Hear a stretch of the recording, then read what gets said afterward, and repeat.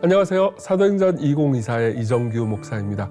우리는 사도행전 3장 11절부터 26절의 말씀을 계속 묵상하고 있는데요. 특별히 오늘은 26절 말씀을 생각해 보도록 하겠습니다. 먼저 26절을 읽어드릴게요. 하나님이 그 종을 세워 복 주시려고 너희에게 먼저 보내사 너희로 하여금 돌이켜 각각 그 악함을 버리게 하셨느니라. 아멘. 베드로는 성전 미문에 앉아있던 한 장애인을 일으킵니다. 이 기적을 보면서 놀라는 사람들에게 베드로는 이게 자기의 능력과 경건 때문이 아니고요. 예수 그리스도의 능력으로 이 장애인이 고침받았다. 이렇게 이야기를 해줍니다. 그러면서 사람들이 사실 죽었다고 생각했던 그 예수님이 부활하셨을 뿐만 아니라 지금도 온 세상을 통치하신다. 이거를 이제 이야기를 해주는 거죠. 자, 그러면은 우리 근본적인 질문을 하나 던져볼 필요가 있습니다. 그분은 왜 이 땅으로 오신 걸까요? 26절에 보면요, 이렇게 얘기를 해줍니다. 하나님이 그 종을 세워 복 주시려고 너에게 먼저 보내사 너희로 하여금 돌이켜 각각 그 악함을 버리게 하셨다. 이렇게 말씀을 해주는 거죠.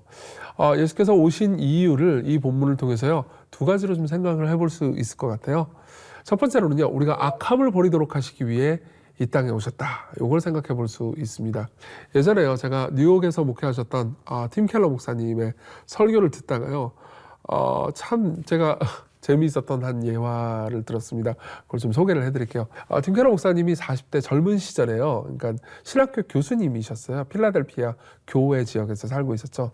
근데 이제 거기에 2층 집에서 이렇게 살고 있었다고 합니다. 대체로 그분은 2층에 있는 자신의 서재에서 연구를 하고 있었고, 아래층에는 이제 아들만 셋이었어요. 그래서 3명의 아들들이 이렇게 놀고 있었죠. 그리고 사모님, 캐시 켈러 사모님은 보통 출판사에서 일을 하셨기 때문에 매일 출근을 하셨대요. 그러니까 낮에는 이 팀 켈러 목사님이 아이들과 함께 있었던 거죠. 근데 이제 남자애들 셋이 이렇게 놀면 뭐 재밌게 놀았겠지만 많이 싸웠을 거 아니에요. 그러면 이제 2층에 있는 팀 켈러 목사님이 종종 아래를 향해서 막 소리를 쳤대요. 야, 싸우지 마라. 뭐 사이좋게 놀아라. 장난감을 이렇게 돌아가면서 사이좋게 가지고 놀아. 이렇게 소리를 쳤을 거 아니에요. 예. 자녀들 키워보신 분들 아시겠지만은 자녀들이 말을 들었을까요? 그럴 리가 없죠. 어쩔 수 없이 그래서 어떻게 했냐.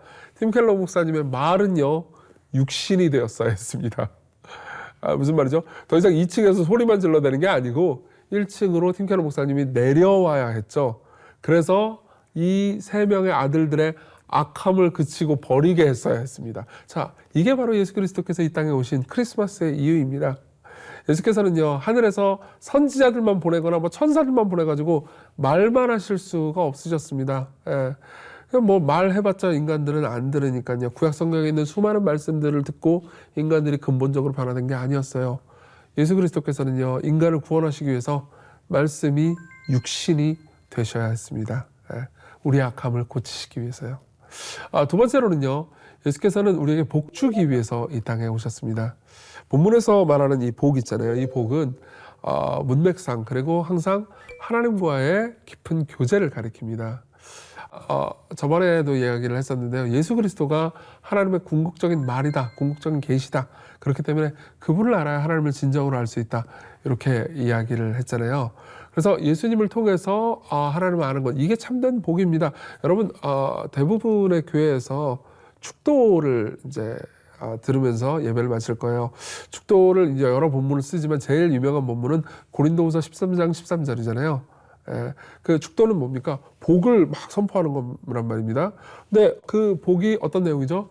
주 예수 그리스도의 은혜와 하나님의 사랑과 성령의 교통하심이 너희 무리와 함께 있을지어다. 이게 축도잖아요. 축복이잖아요. 너희가 돈이 많고 건강하고 성공할지어다. 이게 아니잖아요. 그렇죠? 그러니까 즉 우리에게 있어서 진정한 복은요, 삼위일체 하나님과의 교제다. 이렇게 말을 해주는 거죠. 자, 보세요. 예수께서 이 땅에 오신 게 바로 이 이유입니다. 하나님과 교제를 하기 위해서. 하나님께서 우리에게 주시는 교제와 사랑을 우리가 누리도록 하기 위해서. 그래서 이 땅에 오셨다는 거죠. 정확히 말하면 소통하고 말을 거시기 위해서 이 땅에 오셨다는 거죠. 그래서 그분이 연약해지셨습니다. 이 땅에 오실 때 아기로 오셨죠. 여러분 생각해 보십시오. 항상 소통을 하려고 하잖아요. 그러면 소통을 하려고 하는 쪽이 먼저 낮아지고 연약해져야 합니다. 예를 한번 들어볼게요. 둘이 싸웠다고 합시다.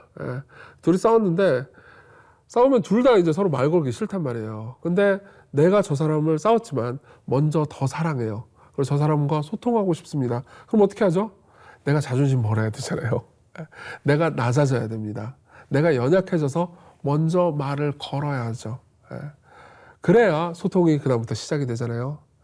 이 예수 그리스도께서 이 땅에 오신 것과 꼭 같은 예는 볼 수는 없지만 그래도 그리스도께서 이 땅에 오신 것은요, 하나님과 단절된 인간에게 복을 주시기 위해서, 그들과 다시 소통하고 교제하기 위해서 자신이 낮아지신 사건이십니다. 그분이 이 땅에 연약해지셨어요. 그분이 이 땅에 오셔서 또 목공일을 배우시고 율법을 배우시고 또 율법을 지키셨습니다. 그분이 여러분들을 이해하고 싶으셔서 먼저 낮아지셨죠. 그분이 나사렛 촌사람이다 라고 조롱당하시기도 하셨고요. 세리와 죄인과 창기와 어울려 노는 사람이라고 비난받으시고 먹기를 탐하고 포도주를 즐긴다고 욕을 받으셨습니다. 그분은 마치 너무 이 비난받아서 그냥 사회적으로 외면받고 소외자 같은 사람이 되셨죠. 온 우주를 창조하신 바로 그분이요. 왜요? 우리와 소통하기 위해서요. 여러분, 이 복을요 진정으로 누린다면요, 우리 모두도 다른 사람과 소통하기 위해서, 그리고 이웃에게, 그리고 세상에게 복음을 전하기 위해서 기꺼이 낮아지고 연약해지는 길을 선택하게 될 겁니다. 잠깐 기도하겠습니다. 하나님, 하나님의 아들이 우리를 위해서 우리의 악함을 버리게 하고 또 하나님과 진정한 교제를 나누는 복을 주시기 위해서 이 땅에 오셨음을 생각해 보았습니다. 우리도 예수 그리스도의 길을 따라서 세상에 복을 선포하기 위해서, 세상의 악함을 그치게 하기 위해서 기꺼이 낮아지고 희생하는 마음 주옵소서. 예수님 이름으로 기도했습니다. 아멘.